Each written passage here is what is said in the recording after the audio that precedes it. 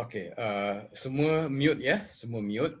Nanti kalau kita nak discuss, saya akan minta unmute. Okey, Assalamualaikum dan salam sejahtera. Nama saya Dr. Ahmad Zamri Mansor.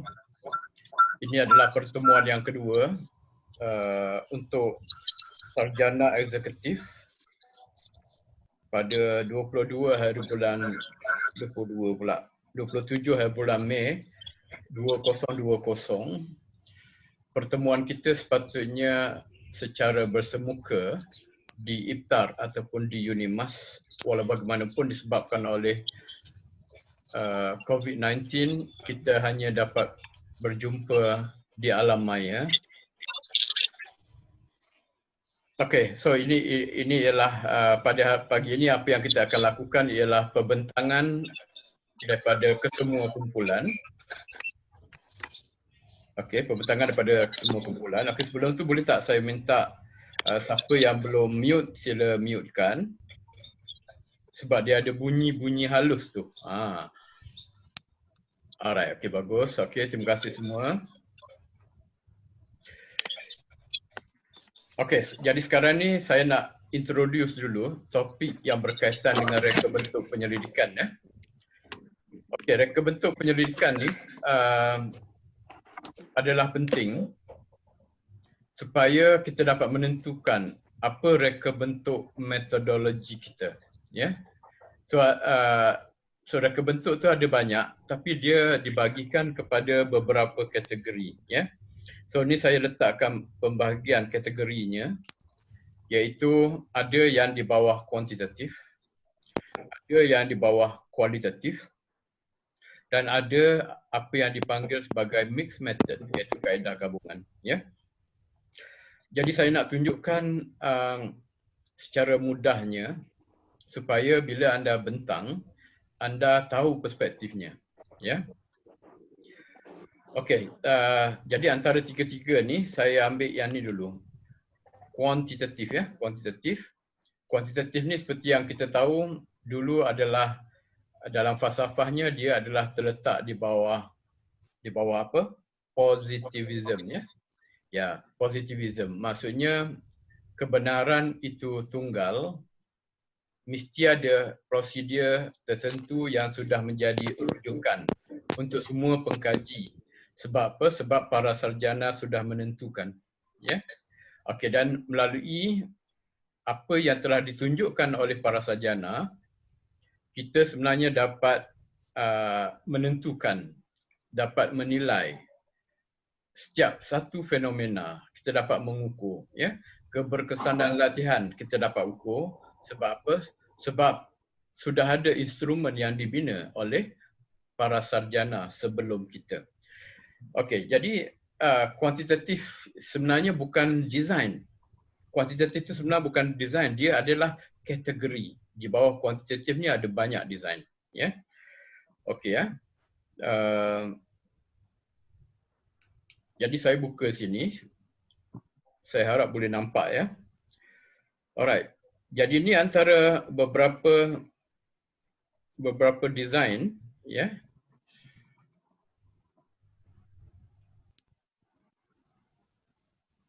iaitu sekejap, dia begitu licin sekali.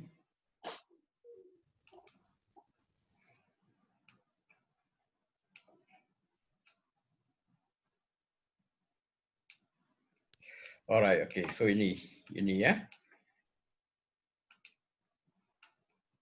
nampak kuantitatif Okay, so di bawah kuantitatif ada pelbagai design. So saya sekadar menyebut beberapa daripadanya, iaitu yang pertama ni survey. Survey ni yang paling mudah, Okey, jadi survey sebab dia terlalu mudah, tidak ada group yang present. Cuma selepas ni mungkin saya akan bagi sikitlah penerangan tentang survey, Alright. Okey, di bawah kuantitatif juga ada correlations. Okey, ada group yang akan present. So di bawah correlation ni telah ada purpose dia, okey, ada type dia. So nanti kita akan dengar penerangan. kalau saya beritahu awal-awal nanti tidak ada suspense ya. Okey, kemudian ada experimental ya. So experimental. So di bawah experimental ni ada apa? Okey, so ada type dia yang tertentu ya. So nanti kita akan dengar juga ya, ada proses dia. Okey, experimental ya. Okey, kemudian ada causal comparative ataupun ex post facto. Okey, dan juga ada group yang akan present. Okey, so kita tutup kuantitatif, sekarang kita tengok kualitatif. Okey, so untuk kualitatif dia ada banyak ya. Dia bukannya ada ini saja, dia ada banyak. Ini hanyalah design-design yang disebut oleh Creswell ya. Dia ada banyak lagi design, berpuluh-puluh design ya. So antara yang ada ialah case study. Jadi maksudnya kalau kita nak buat berbentuk qualitative case study, jadi itu boleh.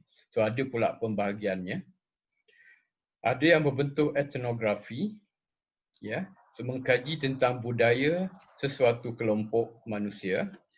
Dan etnografi yang klasik adalah etnografi yang mengkaji budaya-budaya suku kaum ataupun suku etnik. Etnografi yang moden ialah mengkaji kelompok-kelompok manusia yang mempunyai budaya-budaya yang unik, yang tertentu dan sebagainya. Sebagai contoh, mengkaji budaya lelaki-lelaki bermotor besar misalnya. Ya, so apa yang mereka lakukan, macam mana mereka menjalankan hobi. Ya, apa lagi ya? Budaya para perokok vape misalnya. Ya, orang-orang pencen, gaya hidup mereka. Jadi itu yang moden. So tapi yang klasik itu kita mengkaji budaya orang Penan, mengkaji orang asli Semang dan sebagainya. Okey, kemudian grounded theory, ya, grounded theory. Kemudian okey ya, jadi sebenarnya action research ni secara longgarnya diletakkan di bawah kualitatif. Walau macam mana pun dia tidak mempunyai ciri-ciri yang sama dengan kualitatif lain. Sebab apa? Sebab action research ni adalah berbentuk cyclical, mempunyai gelung-gelung yang tertentu. Yang lain tu linear semua. Ya. Okey, tapi setengah buku diletakkan di bawah kualitatif. Ya. Tapi tak boleh salahkan juga sebab ada yang dipanggil sebagai qualitative action research. Ya. Jadi action research yang sekarang ni dia ada dua-dua, kualitatif dan yang kuali ya. Alright, kita tutup yang kualitatif. Sekarang ni saya berpendirian action research ni secara khususnya bukanlah kualitatif secara khususnya. Cuma buku-buku yang lama dia letakkan anything yang bukan kuanti itu kuali. Ya. Sebab apa? Sebab sekarang ni action research kutipan datanya kuanti dan juga kuali. Ya. So ada kedua-duanya. Okey, sekarang kita pergi pada mixed method ya. So untuk mixed method ini saya nak buat pembahagian secara mudah ya. So mixed method ni okey ya. Alright, so dibahagikan kepada dua ya. Yang pertama berbentuk sequential. Yang kedua concurrent ya. Sequential ni apa maksud? Kita boleh tengok perkataan dia. Sequence tu maksudnya mengikut tertib. Buat yang pertama, lepas yang pertama, buat yang kedua, bila habis yang kedua, buat yang ketiga. Ya, okey. So ada dua fasa saja. Yang pertama dipanggil explanatory. So bermula dengan kuantitatif, fasa pertama. Fasa keduanya adalah kualitatif. Ya, ataupun yang kedua dipanggil exploratory. Fasa pertama kualitatif, fasa kedua kuanti. Tengok dia terbalik daripada yang atas. Ya. Alright. Ataupun satu lagi, yang ni sequential, maksudnya sama ada buat quali dulu, lepas tu kuanti, ataupun buat kuanti dulu, habis kuanti buat quali. Okey, yang keduanya adalah concurrent. So apa maksud concurrent? Concurrent ni maksudnya serentak ataupun selari, ya. Serentak ataupun selari. So ada dua pula. Ya. So yang pertama triangulation. So jangan confuse dengan apa ni? Kaedah triangulasi yang menentukan kesahan dan kebolehpercayaan, ya. So triangulasi di sini bermaksud pelbagai metod yang digunakan, kuanti dan kuali kedua-duanya digunakan secara serentak, concurrent. So yang keduanya adalah embedded ataupun nested. So triangulation ni, kuanti dan kuali lebih kurang sama weighingnya, pemberatnya. Nested or embedded, cuba nak tengok perkataan ni. Yang huruf besar ni maksudnya dominant, yang huruf kecil ni minor, ya. Okey. Embedded, kita buat serentak dua-dua ni, kuanti ataupun kuali, tetapi yang dominantnya adalah kuanti, yang minornya adalah kuali. Ataupun yang kedua, yang dominantnya adalah kuali, yang minornya adalah kuanti. Alright, okay. So itu penerangan saya tentang apa ni, pengenalan kepada research design. Okay, pada hari ini juga kita akan buat ini. Yang pertama saya akan bagi penerangan sikit tentang apa, survey designs. Survey designs. Okey. Dan setiap kali pembentangan, selepas pembentangan saja kita akan buat kuis. Kita akan buat kuis. Jadi maksudnya bagi anda, tuan-tuan dan puan-puan, cikgu-cikgu semua, jangan kita faham setakat reka bentuk yang kita present. Kita juga kena faham reka bentuk yang lain. Ya? Okey. Ada kalanya reka bentuk yang kita present tu, itulah reka bentuk yang kita akan gunakan untuk kertas projek nanti. Dan ada kalanya bukan, kan. Ada kalanya kita suka sesuatu, saya suka kuali, kan. Kualitatif. Tapi nanti bila berjumpa dengan supervisor kata your research topic, your research objective sesuai untuk kuantitatif. So kita terpaksa lakukan kuantitatif, ya. Jadi sebab tu kita perlunya untuk kita mengetahui kesemuanya, ya. Reka bentuk. Okey, dalam UKM Folio, semua dah masuk ke UKM Folio? UKM Folio ada announcement, nanti anda bukalah, tuan-tuan dan puan-puan, buka perubahan dari segi penilaian, itu yang pertama. Dan yang kedua, dalam UKM Folio ni juga terdapat resources, ya. Jadi kalau tengok sini, yang ni saya dah tunjuk dulu, ya, pengenalan. Okey, falsafahnya ada. Ini sebenarnya adalah resources, falsafah. Okey, so ini tentang pengenalan reka bentuk kuanti dan juga kuali, ya.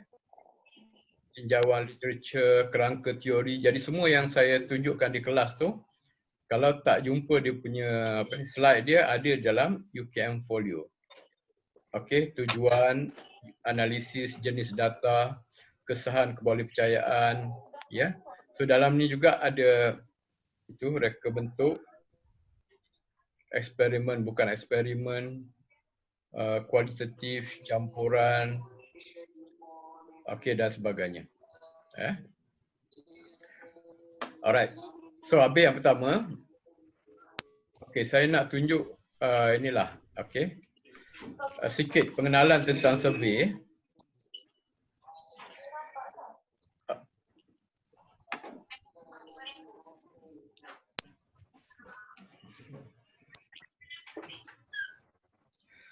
Okey, so ini adalah reka bentuk survey research ataupun kajian tinjauan, Ya. Kita tak present sebab apa? Sebab ini untuk kita refresh ya. Ini banyak kita lakukan masa kita buat sarjana muda dulu, masa bachelor. Okey, tapi untuk peringkat postgraduate, kalau kita buat kuantitatif, sekurang-kurangnya korelasi. Ya. Sekurang-kurangnya korelasi. Survey ni cuma biasa-biasa saja, ya. Tapi anyway, sebagai asas saya akan tunjukkan juga survey research. Jadi ini saya ambil daripada ni lah, daripada Airy and Jacobs. Airy and Jacobs, kalau anda semua buka satu site yang saya bagi, yang saya buat sendiri, iaitu KP1 All-in-One. So dia ada dia punya e-book dia. Ya, lebih kurang 3 atau 400 muka surat survey research ya. Airy and Jacobs. So dalam dia ada pelbagai reka bentuk, so boleh buat rujukan di situ. Okey, survey research. Di bawah survey research ni ada berbagai-bagai jenis survey. Okey, supaya anda semua faham, lepas ni pun mungkin kita akan buat. Jadi sila ambil perhatian. Kita akan buat sedikit quiz tentang survey research. Ya. Jadi sila buat catatan.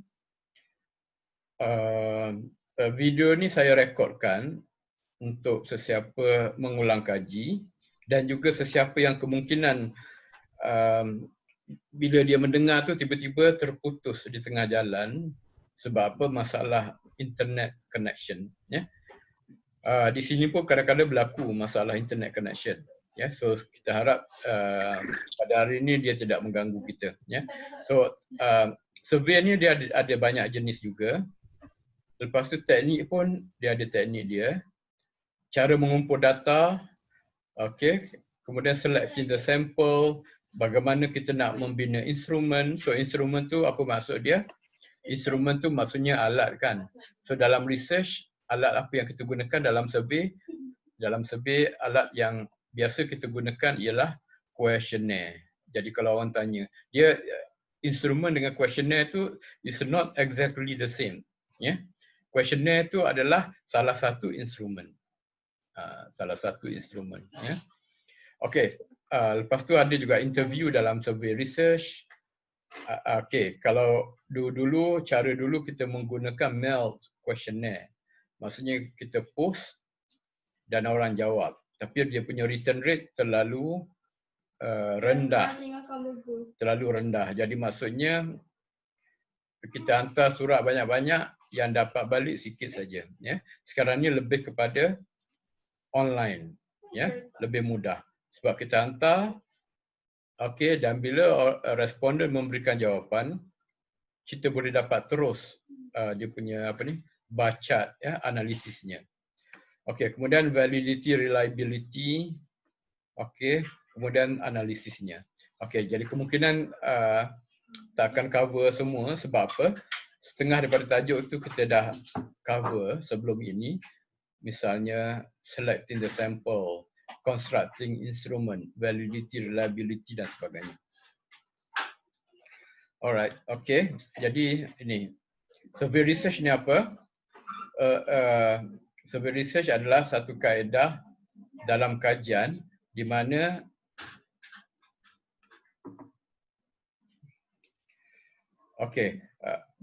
data dikumpulkan dengan cara bertanya soalan. Kita tanya soalan kepada siapa? Kepada responden. Jadi orang yang menjawab instrumen questionnaire itu dipanggil sebagai responden. Ya. Respon yang memberikan respon, memberikan tindak balas. Ya. So responden. Ya.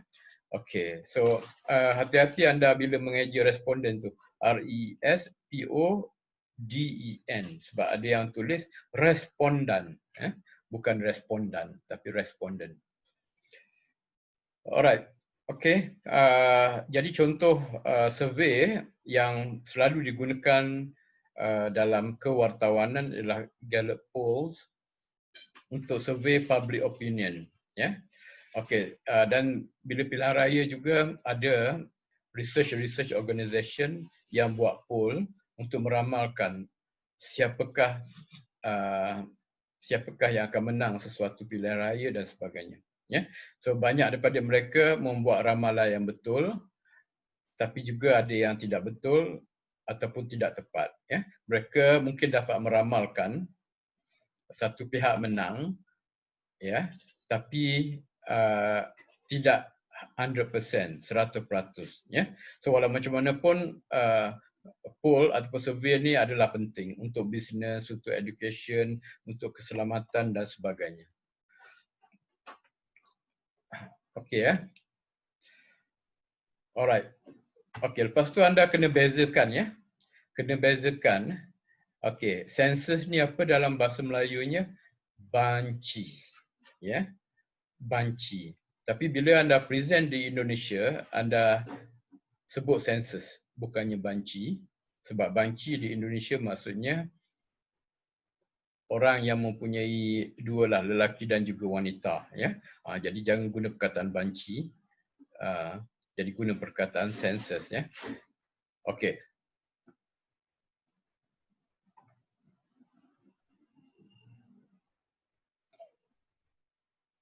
Alright.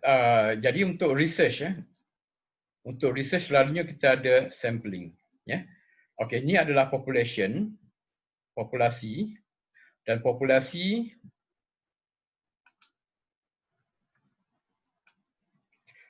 alright. Populasi itu ditanda sebagai N, capital N. Alright. Jadi kalau kita buat survey, kita hanya ambil sampel. Maksudnya bukan kesemuanya. So kita nampak yang merah ni sampel. Kalau kita buat census, kita akan mengkaji setiap orang dalam populasi ini. Ya. Jadi hanya kerajaan atau pemerintah saja yang berupaya. Sebab apa? Setiap beberapa tahun akan ada bancian populasi. Ya. Jadi semua orang akan ditemui untuk dibuat bancian. Ya. Okey, bagi kita ada kekangan untuk mengkaji setiap populasi itu. Alright. Walau macam mana pun, walaupun kita hanya memilih sampel saja, tapi kita boleh generalize for the whole population. Ya. Okey, jadi populasi itu apa? The entire group of individual to whom the finding of the study apply. Apa maksud dia? Populasi itu, bila sebut populasi itu, anda jangan ingat dari segi geografi. Ingat dari segi research. Jadi maksudnya population of interest. Maksudnya bukan semua orang yang tinggal di Sarawak. Apa yang dimaksudkan dalam research ialah semua orang yang have the same interest. Misalnya anda mengkaji semua populasinya ialah semua guru-guru matematik di negeri Sarawak. Jadi berapa tu? Ya. Jadi dia berkait dengan guru-guru, semua guru-guru matematik di negeri Sarawak. Lepas tu, oleh kerana terlalu ramai, kita tidak berupaya untuk mengkaji setiap orang daripada mereka. Jadi apa yang kita lakukan ialah kita ambil sampel. So ambil sampel menggunakan random sampling. Okey, jadi sampel tu nak dapat daripada mana? Katakan kajian kita ialah untuk sekolah-sekolah kerajaan, sekolah kebangsaan sahaja. Jadi frame-nya kita dapat dekat mana? Jadi of course dekat JPN kita dapat. So bila kita dapat je, katakan ada 10,000 orang, ya. Lepas tu daripada 10,000 tu kita nak buat sampling, ya. Jadi katakan mungkin 4,500 kita ambil kan. 4,500. Jadi walaupun 500 saja yang kita ambil, dapatan daripada kajian tu kita boleh claim bahawa ia mewakili keseluruhan populasi guru-guru matematik negeri Sarawak. Jadi itu maksud dia, the entire group of individual to whom the finding of the study apply. Dalam kuali kita tak boleh buat macam tu. Dalam kuali hanya kepada sampel itulah konteks yang mereka alami. Tapi dalam kuantitatif kita boleh apply. Walaupun kita tak mengkaji kesemuanya, ya, tapi kalau kita ikut peraturan hukum statistik yang betul, kita boleh perpanjangkan, ya. Okey, so macam mana pula dengan okey, naik atas. Macam mana pula dengan sample survey? A survey that studies only a portion of the population, ya. Okey, jadi maksudnya survey kajian tinjauan adalah kajian yang hanya melibatkan sebahagian, tengok a portion, sebahagian saja daripada populasi. Sebahagian tu kita namakan sebagainya lah sampel. So jangan tanya berapa sampel, tapi tanya istilah yang sebenarnya ialah berapa saiz sampel. Berapa saiz sampel. Jangan kata saya buat kajian saya kan ada 200 sampel. Jadi kalau orang fikir secara apa literalnya, orang akan terkejut. Sebab apa? Banyaknya. Sebab apa? Sebab satu kajian sebenarnya satu sampel saja. Ya. Dan satu sampel itu mungkin saiznya 200. 300. Jadi itu penggunaan istilah yang sebenar. Tapi sekarang ni kalau dekat conference, jadi orang tak kisah sangat. Kita sebut 300 sampel. Jadi orang, sebab apa? Sebab mereka faham kan? Mereka faham maksudnya size sampel, bukannya sampel. Ya. Tapi sebab kata Silverman, seorang pengarang kata Silverman, kita mesti precise, mesti tepat. Ya. Jadi kita jaga bahasa kita, apa yang sebenarnya adalah size sampel, bukannya berapa jumlah sampel. Okey, so faham? Saya nak semua faham bahawa yang pertama sekali, populasi ni bukan penduduk Malaysia, semua penduduk Malaysia, bukan semua penduduk Sarawak, tapi populasi ni adalah population of interest. Populasi yang berkaitan dengan kajian kita. Kita nak mengkaji apa? Guru matematik, guru sains, kita nak mengkaji tentang apa? Pegawai PPD di seluruh negeri Sarawak misalnya. So itulah populationnya. Ya, berapa banyak apa mereka ini. Alright, jadi untuk mengkajinya kita akan ambil sampel. Jadi analoginya seperti kita nak beli durian, ya, dalam jumlah yang banyak, satu lori kesemuanya, ya. Tapi kita tak pasti adakah durian tu bagus ke tidak bagus, ya. Cara yang terbaik, cara yang paling tepat sekali ialah kita merasa setiap biji durian yang ada. Tapi kalau kita dah rasa, apa lagi yang tinggal? Ya? Jadi cara yang terbaik ialah kita pilih secara random. Ya? Pilih 2-3 biji durian, satu yang sebelah atas, satu yang sebelah paling bawah sekali, satu kiri, satu kanan dan sebagainya. Okey, dan kita boleh rumuskan daripada 4-5 biji durian yang kita rasa itu, adakah durian yang bagus atau tak bagus. Jadi itulah. Jadi kita boleh perpanjangkan, generalize untuk satu lori durian. Okey, so yang kedua ialah membezakan antara survey dengan apa ni? Census. Census kita mengkaji setiap orang. Okey, tapi survey kita ambil sampel, hanya sampel ini yang kita kaji. Alright, kita nak pergi pada yang seterusnya.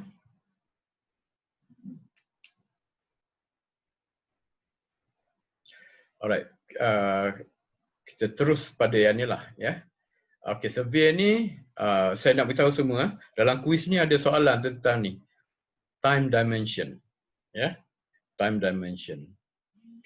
So yang pertama, longitudinal survey. Dia ada apa? Panel study, dia ada trend study, dia ada cohort study. Lepas tu, yang pertama longitudinal survey. Yang kedua cross sectional. Longitudinal ni dia ambil masa yang panjang. Dia berpanjangan, berterusan survey. Dia bukan sekali saja. Bukan snapshot. Buat lepas tu habis kan. Okay. So yang snapshot itu adalah cross sectional surveys. Study a cross section sample of a population at a single point in time. So dia sekali je. Tapi yang ni mungkin setahun sekali ke, sebulan sekali ke, ini ya.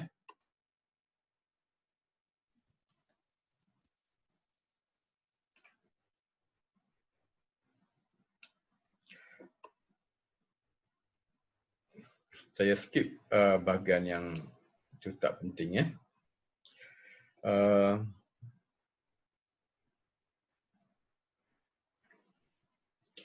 Okey, survey teknik, merancang, lepas tu membuat persampilan. Okey, lepas tu kita bina instrumen, lepas tu kita conduct survey, lepas tu kita proses data. Itu perkara biasa ya. So, apa cara-cara untuk kita dapatkan data? Ya. Okey, so melalui questionnaire dan juga melalui interview, personal interview, telefon interview, ya, mail questionnaire, okey, ataupun face to face, directly administered, ya. So yang mail ni sekarang ni sudah banyak digantikan dengan email, so maksudnya survey secara online. Okey, yang pertama select sample. Okey, so kita sample size, estimate the population values.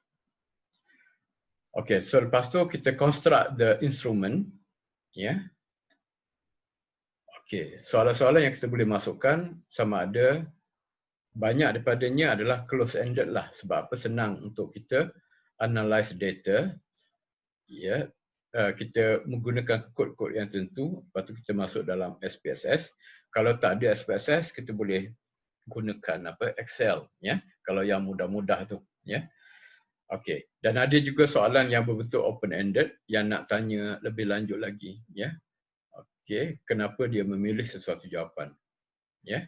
So, structure of the question. Jadi soalan-soalan yang ditanya tu, okey, soalan-soalan ni apa yang penting ialah dia mesti mewakili objektif kajian. Jangan tanya objektif lain tapi dalam tu tidak ada satu pun item soalan yang bertanyakan yang berkaitan dengan objektif kajian.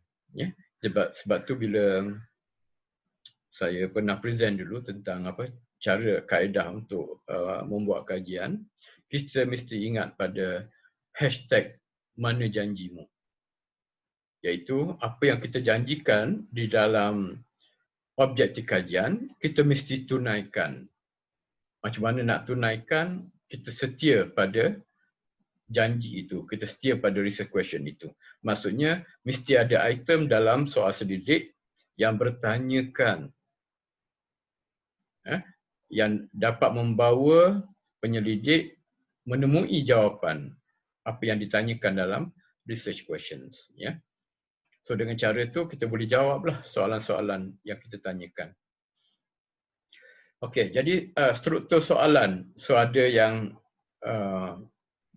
checklist, ada yang fill in, scale item, ranking question, like type items dan sebagainya. Ya. Okey. Okey, so ini adalah writing survey questions. Okay, saya cuma highlight, kalau baca satu ni agak banyak juga. Okey, yang pertama soalan, setiap satu item soalan tu, okey, jangan panjang berjela-jela, jadi mestilah short, simple and direct. Dan tidak boleh mengandungi dua perkara, double barrel. Ya. Kita tak boleh tanya dalam masa yang sama. Kalau cakap boleh kan, tanya apakah peluang dan cabaran. So dalam soalan temu bual dan juga soalan survey tak boleh. So macam mana kita nak tanya juga, pecahkan kepada dua soalan. Satu yang tanya pasal peluang, satu lagi yang tanya tentang cabaran. Ya. Okey, yang kedua, okey, soalan tu mesti ditanyakan dengan dalam bahasa yang mudah agar difahami oleh responden. So jangan guna bahasa research sekiranya bahasa itu tidak difahami. Ya, misalnya kita tulis itu, berikan pencerahan kenapakah faktor-faktor ini mempengaruhi tingkah laku anda.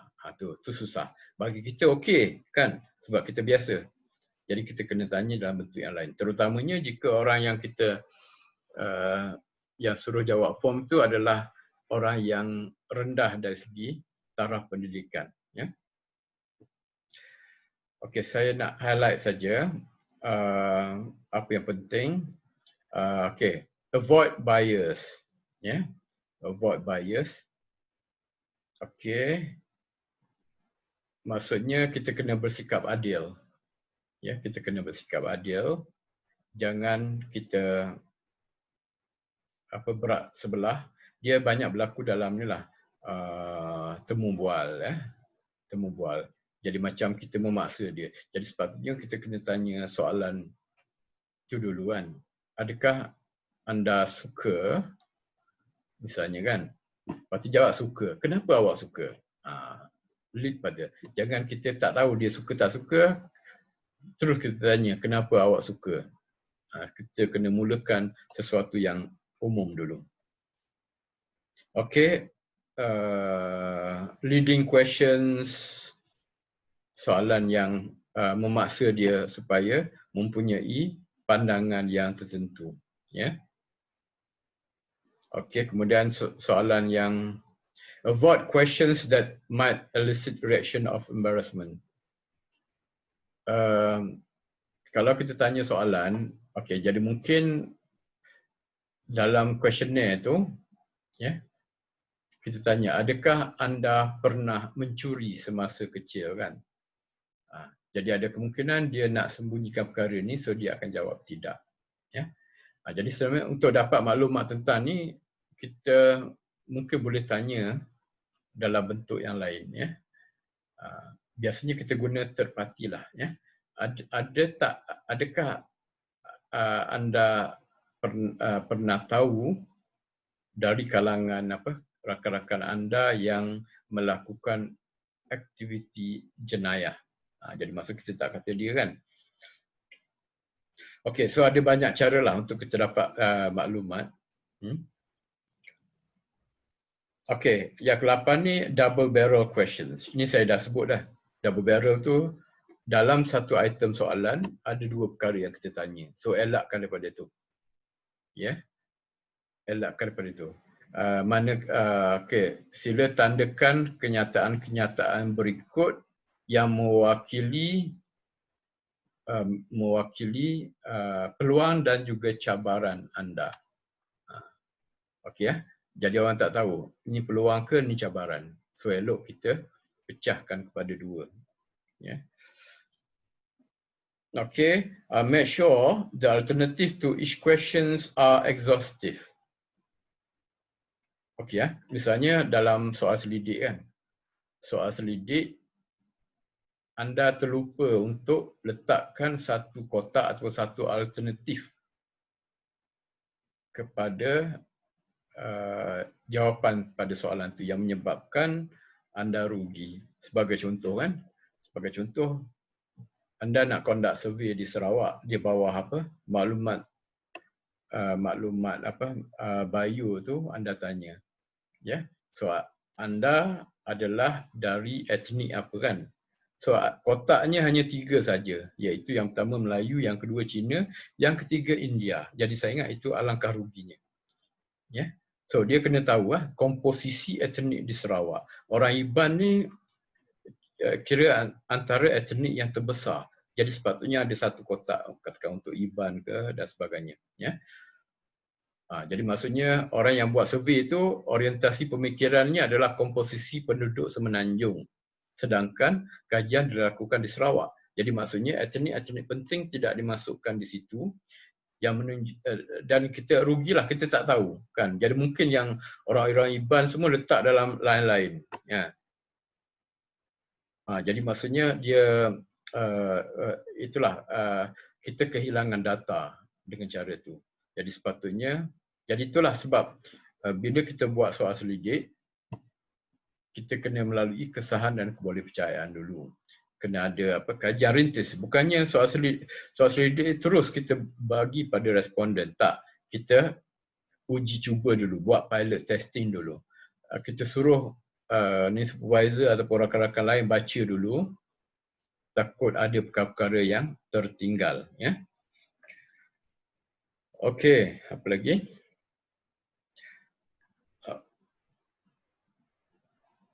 Okay, keep the questionnaire as brief as possible so that it requires a minimum of the respondent time. So jangan pula sampai 20 muka kena jawab kan. Kadang-kadang kita tak nampak tau sebab soalan yang menggunakan online tu, kalau kertas kita boleh tengok lah, oh tebalnya. Lepas tu kita buka satu-satu kan. Tapi yang online ni kita tak nampak. Jawab, lepas tu dia tulis bawah tu apa? Next. Okey, kita lega kata, oh dua muka je, tekan next saja. Jawab. Lepas tu ada lagi next kan. Sampai 5-6 kali kan. Okey, jadi kalau terlalu panjang sangat, jadi mungkin orang akan demotivated, tak nak jawab sebab terlalu panjang, mengambil masa ya. Okey. So satu caranya kalaulah questionnaire kita agak panjang, okey, jadi mungkin kita boleh bagi itulah macam apa sagu hati sikitlah sebab masa dia kan. Tapi sagu hati tu jangan terlalu mahal sangat sebab kalau terlalu mahal orang akan berebut. Mereka nak jawab survey itu, ini masalah etika pula. Bukan sebab mereka secara rela hati nak jawab tu, tapi nakkan laptop yang anda bagi. Siapa yang jawab soalan survey dapat laptop seorang satu misalnya kan. Okey, so maksudnya niatnya jadi lain. So yang bersesuaian kan. Ya, jadi jawab 10 minit kita bagilah satu pen, mineral water, ya, super ring ke dan sebagainya lah. Sesuatu yang simple, bukannya yang mahal. Okay, so ni mail questionnaire. Benda yang kecil-kecil saya apa tak nak sentuh ya. Alright, okay. Jadi saya ingat itu saja untuk soalan survey.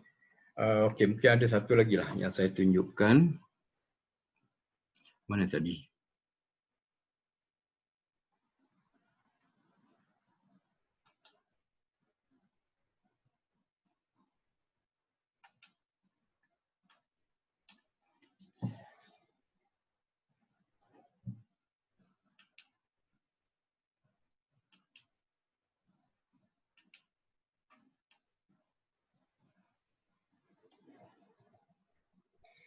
Okay ya, time base.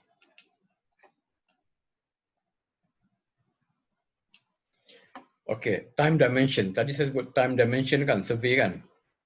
So ada longitudinal, so secara berpanjangan, maksudnya secara berkala, dia bukan buat sekali tau. Dia katakan setahun sekali dan sebagainya. Ya. So ada yang cross sectional, yang snapshot je buat sekali je. So longitudinal ni, okay. So dia ada ni pula ya. Panel study, trend study, cohort study.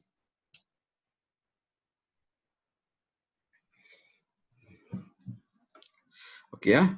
So panel study kajian yang bertujuan untuk mengumpul maklumat daripada beberapa individu yang sama untuk satu tempoh yang tertentu. Ini panel study ya. Satu kumpulan individu yang dikaji, individu yang sama untuk tempoh masa yang tertentu. Contohnya ialah kajian ke atas perubahan sikap terhadap merokok dalam kalangan beberapa orang pelajar lelaki Fakulti Pendidikan yang terpilih yang dijalankan selama 10 tahun. Katakan kita pilih ya. Kita pilih dari kalangan pelajar Fakulti Pendidikan ni ada katakan 40 orang. Mereka adalah perokok ya. Dan kita tengok perubahan yang berlaku. Tiap tahun kita akan collect data, ada tak perubahan? Ya, mungkin ada yang berubah ya, daripada perokok tegar kepada anti smoking yang berubah ya. Tapi ada juga yang berubah lain. Ya, dulu merokok, sekarang ni vape. Ya. Tapi ada yang tidak berubah. Alright, jadi itulah. So ini adalah panel. So apa yang kita perlu ingat ialah beberapa individu yang sama, bukannya yang berlainan. Tapi kita kaji perubahan sikap mereka terhadap merokok. Okey ya. So yang ni. Okey, yang kedua adalah trend study. Okey, trend study. Saya harap anda semua buat catatan yang 3 perkara ni. Panel, trend dan juga cohort. So ingat panel, individu yang sama, kita kaji dia sebagai contoh setiap tahun selama 5 tahun. Untuk kita lihat ada tak perubahan. Ya? Ada tak perubahan yang berlaku ke atas sikap mereka. Ya? Okey. Trend study. Dalam trend study, survey dijalankan beberapa kali ke atas individu-individu yang berlainan untuk melihat perkembangan isu. Sebagai contoh, para pengkaji daripada Fakulti Pendidikan mengkaji pencapaian pelajar darjah 6 dalam mata pelajaran matematik setiap tahun. Ini trend study.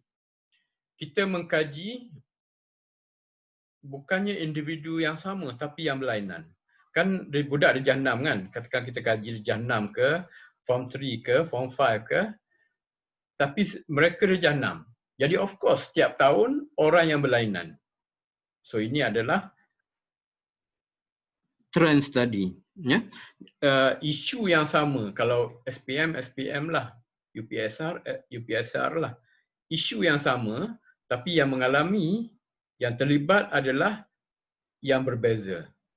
Ya? Tiap tahun individu yang berbeza. Alright, so itu adalah trend study. Cohort study. Okey, tinjauan yang dibuat ke atas populasi tertentu untuk satu tempoh masa yang tertentu. Contoh populasi ialah alumni Fakulti Pendidikan UKM. Contohnya ialah kajian perkembangan kerjaya alumni Fakulti Pendidikan. Ya. Okey, so kita nampak sini cohort dengan panel ni hampir sama. Bezanya ialah cohort ni dia adalah satu kelompok yang kita boleh, yang ada persamaan. Ya, yang ada persamaan. Misalnya kita dah tentukan, misalnya cohort 2020 pelajar eksekutif, mod cuti sekolah, sarjana eksekutif. So anda tiap-tiap masuk bersama, so adalah intake atau cohort yang sama. Ya, ada orang yang mengkaji anda. So ini adalah cohort study. Ya. Okey, kalau panel study, dia tidak semestinya cohort. Dia mungkin ini orang-orang yang berlainan tempat yang mungkin bukan dalam satu kelompok yang sama, tapi mereka mempunyai ciri yang sama, iaitu mengalami sesuatu fenomena itu, terlibat dalam sesuatu fenomena itu. Ya. Alright, kita rehat sekejap sebelum kita buat ni. Berehat ni maksudnya kita bincang sekejap lah. Ya.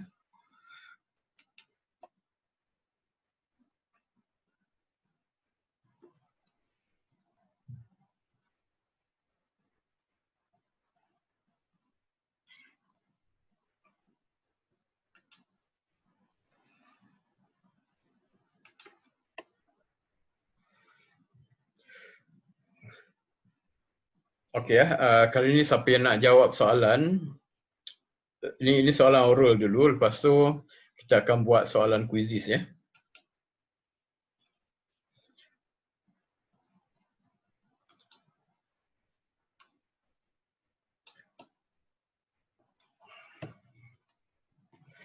Okey, kita tengok ni dululah ya.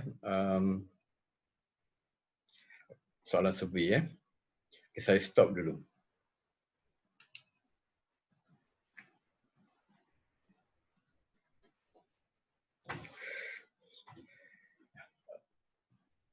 Okey, soalan yang pertama yang saya nak tanya, siapa yang boleh jawab sila unmute dan teruskan menjawab ya. So yang pertama sekali, apa beza sensus ataupun banci dengan survey?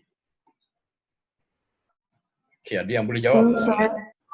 Alright, okay, siapa ya? Okay, beritahu nama. Azwani, mana Azwani? Sekejap ya. Okay, teruskan jawab. Sensus ni mengenai keseluruhan populasi.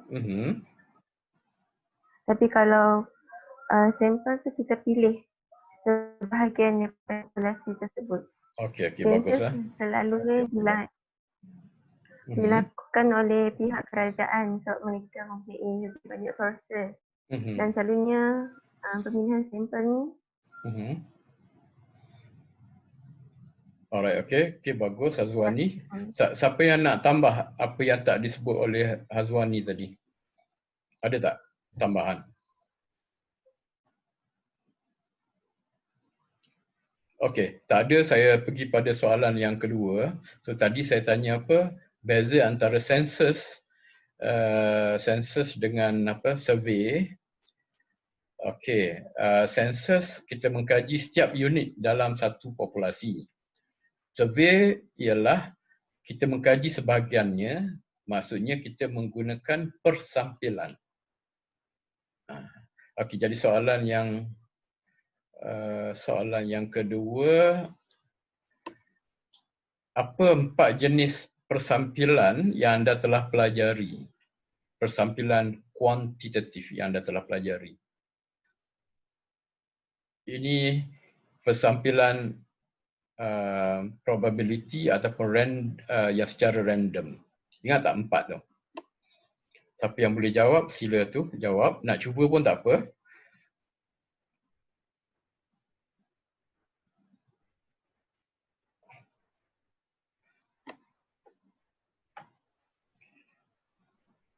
Empat jenis persampilan. Persampilan tak ada jawab, saya jemputlah untuk menjawab.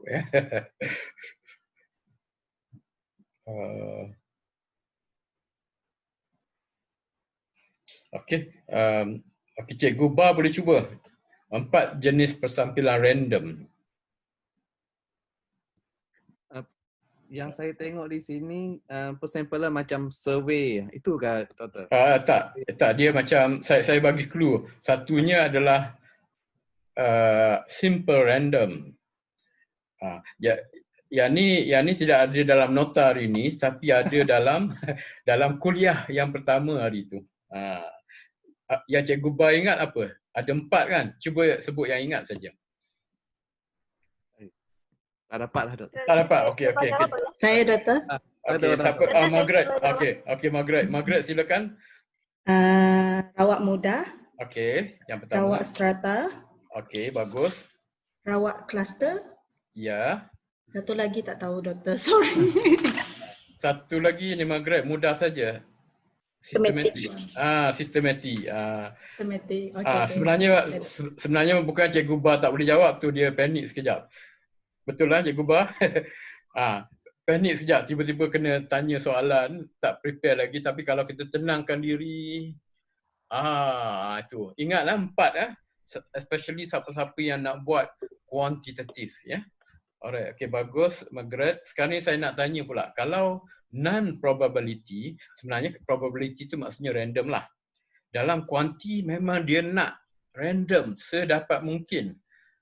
Hanya jika kita berhalangan baru kita guna convenient sampling. Ya. Alright, sekarang ni saya nak tanya, kalau yang kualitatif punya, yang non-probability ataupun yang non-random, dia ada banyak kan? Boleh tak bagi contoh-contoh sampling yang digunakan dalam kualitatif? Okey, siapa boleh jawab? Jadi terus je unmute. Kalau 2 orang serentak mungkin kita bagi pada kedua-duanya satu persatu. Boleh saya jawab, Doktor? Alright, okey Dayang. Okey, silakan. Dia ada 4. Okey. Pertama ialah convenient sampling, purposive sampling, snowball sampling dan quota sampling. Alright, okey. Dia okey, betul jawapan, kecuali angka tu dia sebenarnya ada lebih banyak lagi. So kita sebut yang utama saja ya. Alright, kalau quota sampling tu apa maksud? Okey, Cikgu Dayang boleh jawab ke soalan ni? Kalau tak, saya jual pada orang lain. Sebab orang lain pun mereka sebenarnya meronta-ronta nak jawab soalan. Tapi tak ada peluang saja. Kota sampling itu ialah dipilih secara konvensi.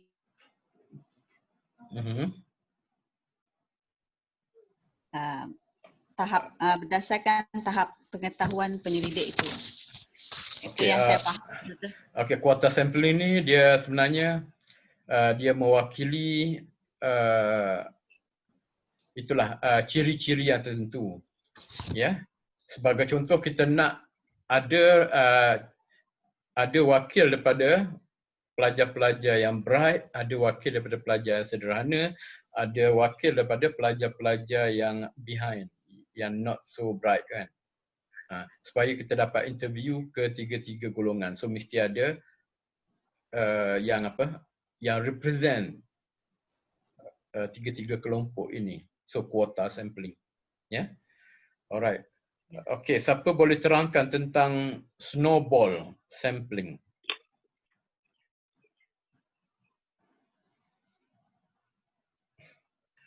Okey, jadi kita minta ni Eliza, unmute Eliza.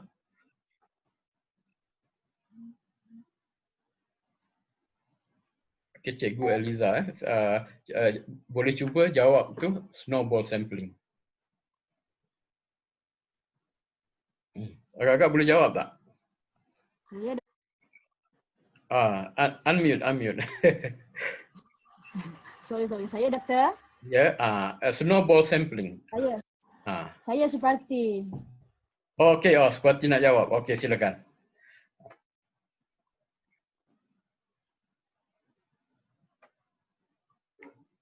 Okey, Suparti nak jawab tadi kan? Okey, silakan jawab. Apa itu snowball sampling?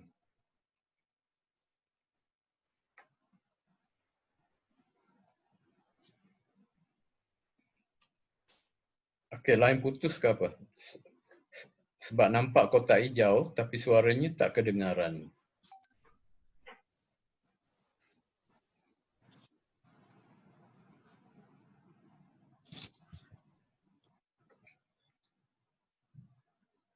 Okey, orang lain lah. Apa itu snowball sampling? Saya cuba. Okey, siapa tak nampak sini? Beritahu nama ya. Okey, silakan. Okey, Tracy ya. Okey. Untuk persampelan snowball atau dikenali sebagai berbola salji ya. Kita pilih sampel yang mempunyai ciri-ciri yang telah ditetapkan. Okey, lepas tu sampel awal tersebut akan apa? Itu part yang penting, tak kedengaran lah. Mungkin masalah internet ya. Okey, wait.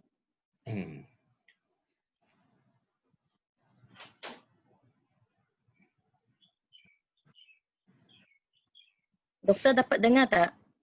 Tak dengar. Tak dengar? Ya, part yang penting, jawapan yang penting tu tak dengar. Boleh ulang lagi sekali. Okey, saya ulang. Okey, untuk persampelan berbola salji,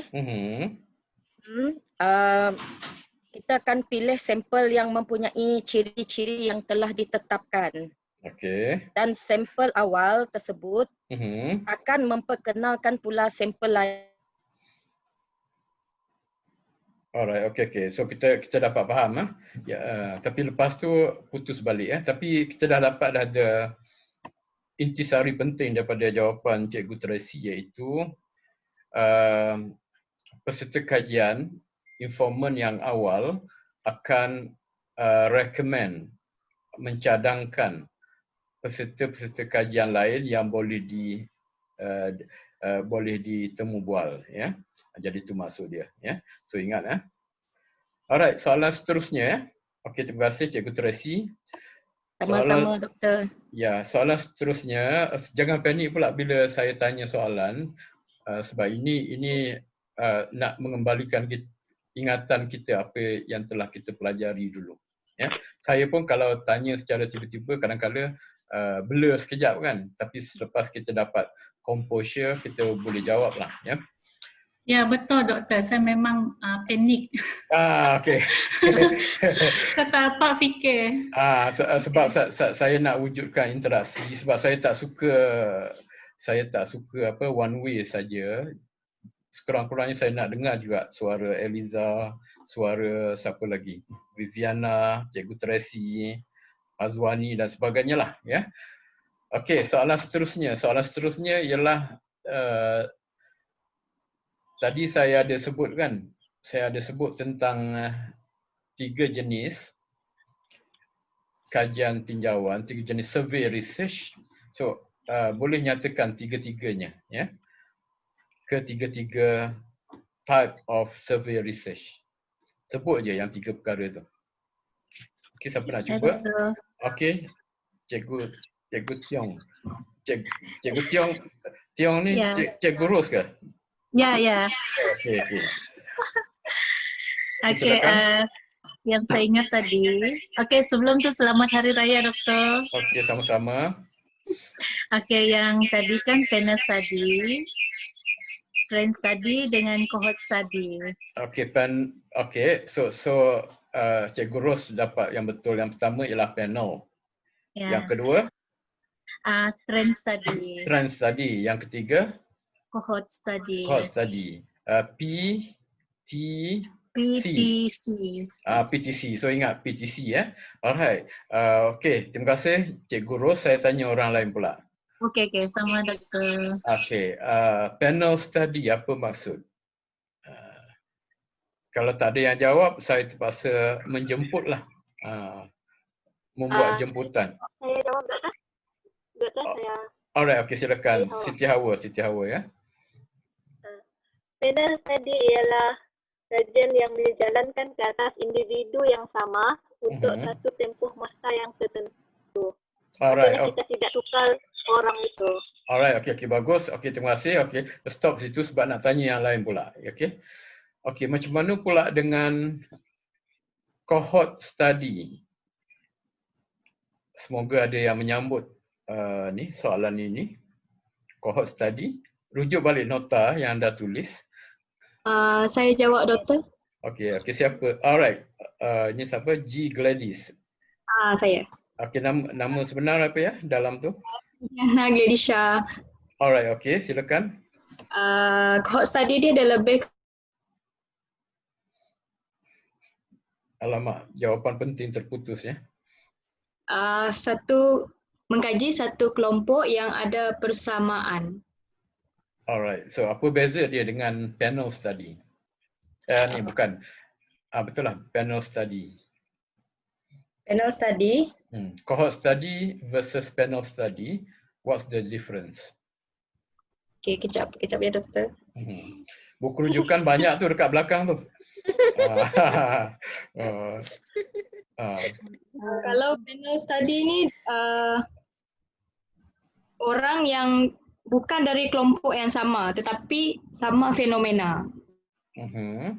Okey. Kalau cohort study dia lebih satu kelompok yang ada persamaan. Jadi istilahnya bukannya bukan tapi tidak semestinya. Ya. Cuma kalau cohort tu tahu kan cohort, kalau dalam Malaysian English selalu kita sebut apa? Batch. Saya batch ini. Batch tu sebenarnya istilah British. Ya, digunakan oleh tentera British. Batch maksud sebenar batch dalam standard English ialah misalnya mesin tu dibuat di sebuah kilang untuk satu tempoh, misalnya katakan untuk hari ini kita buat satu batch kan. So bila siap tu katakan ada 100 unit. Jadi batch tu merujuk kepada non-human things sebenarnya. Tapi bila tentera British datang, dia gunakan batch ni untuk manusia. Dan kita pun ikut apa yang British sebut, so kita guna. Saya sekolah dulu batch tahun 80. Itu ayat yang kita gunakan. Jadi dalam research kita guna istilah apa? Istilah cohort. Cohort ya. Cohort maksudnya angkatan. Tapi kita tak gunalah istilah angkatan tu. Okey, terima kasih Cikgu Ji. Jadi sekarang ni kita tanya soalan yang terakhir iaitu tentang trend study. Apa maksud dia? Doktor, Florangel. Okey, Florangel. Okey, silakan. Okey. Kalau trend study ini adalah survei yang dijalankan beberapa kali ke atas individu yang berlainan, tapi fenomena dia sama. Alright. Cikgu Florangel ni penyanyi ke? Suara macam penyanyi. Bukan. Bukan nampak suara tu. Itulah enak didengar ya. Sampai terlupa apa jawapannya. Lagi sekali jawapannya. Okey, tadi ini adalah kajian ataupun survei yang dijalankan ke atas beberapa individu yang berlainan. Okey, tapi fenomena atau isu dia adalah sama. Ya. Okey. Saya tanya orang lain pula. Okey, so tu bagus jawapan Cikgu Florangel ni. Boleh bagi contoh tak trend study? Selain daripada contoh yang lain daripada yang saya bagi tadi.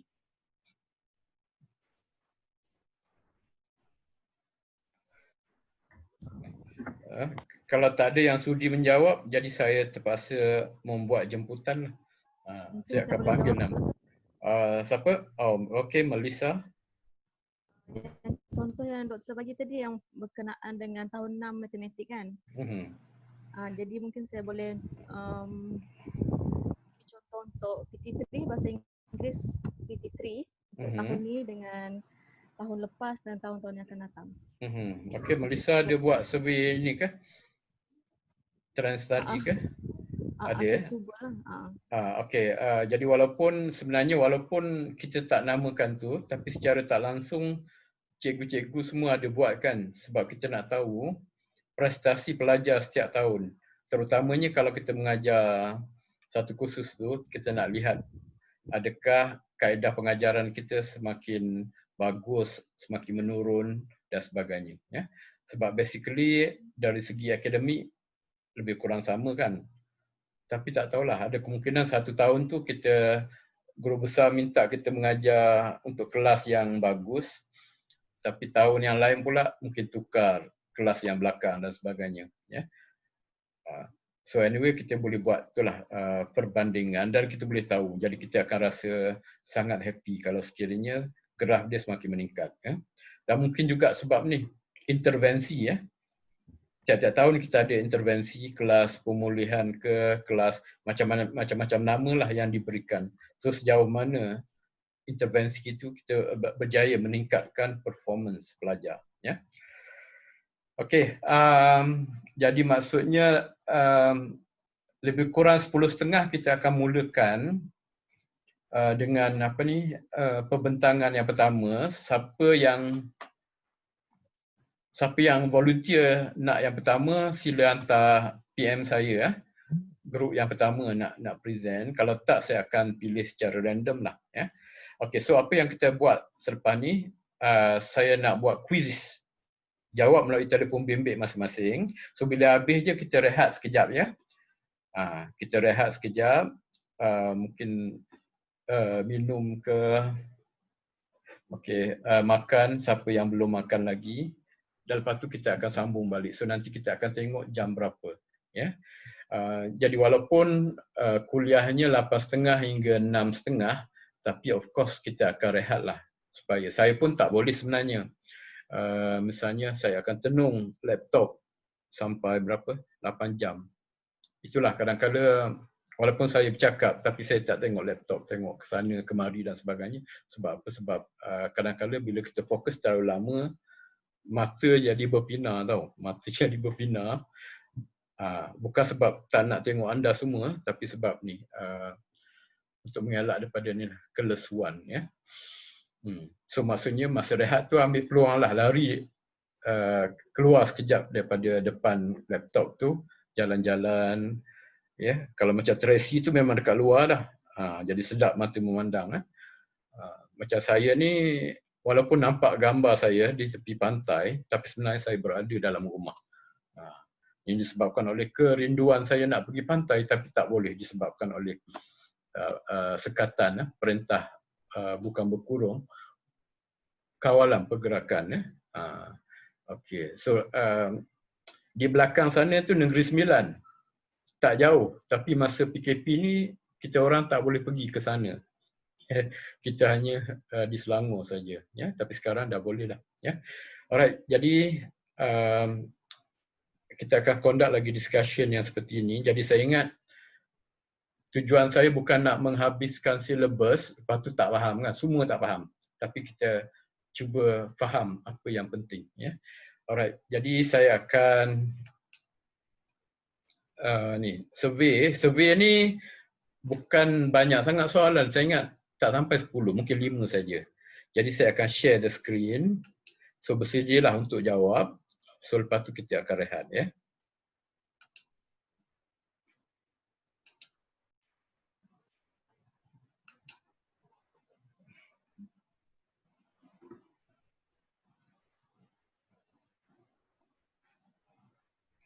So ambil masa sikit, ya.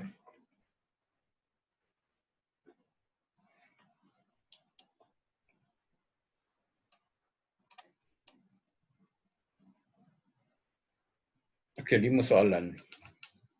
5 soalan saja.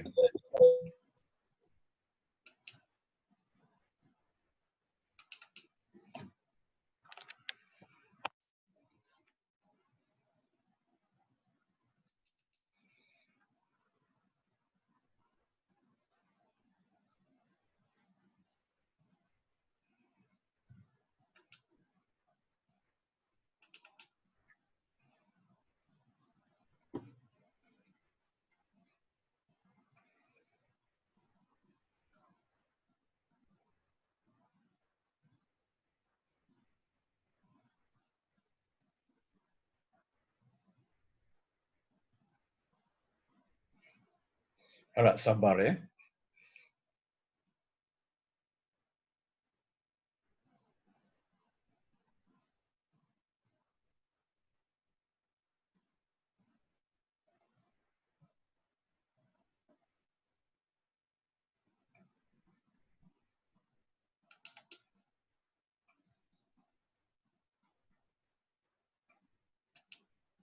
Play live. Okey, soalan dia yang banyak pasal ni, panel, trend, itu. Ada juga soalan dia. Cohort.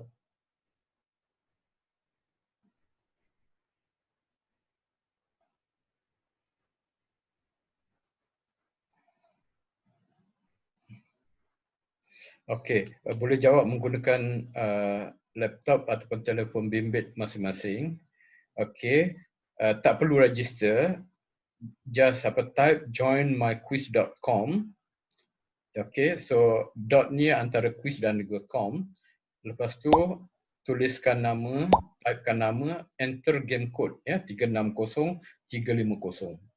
Okey. So kita ada berapa orang? 43 orang. So maksudnya sampai angka ke-40 saya akan start, ya. Siapa yang lambat tu ambil dulu nombor ni.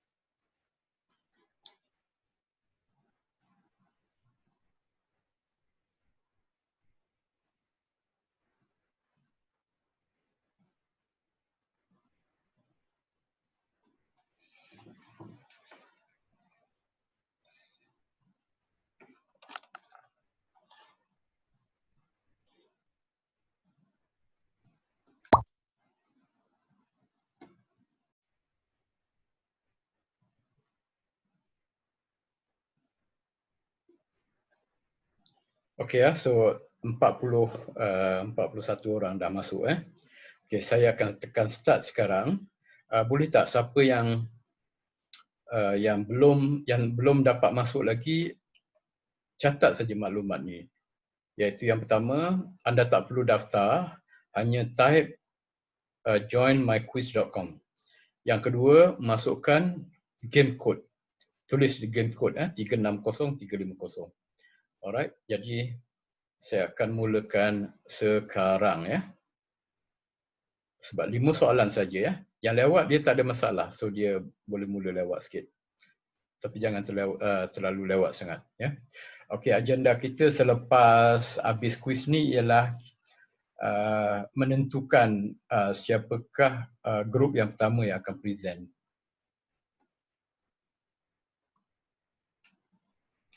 Okey, 1, 2, 3.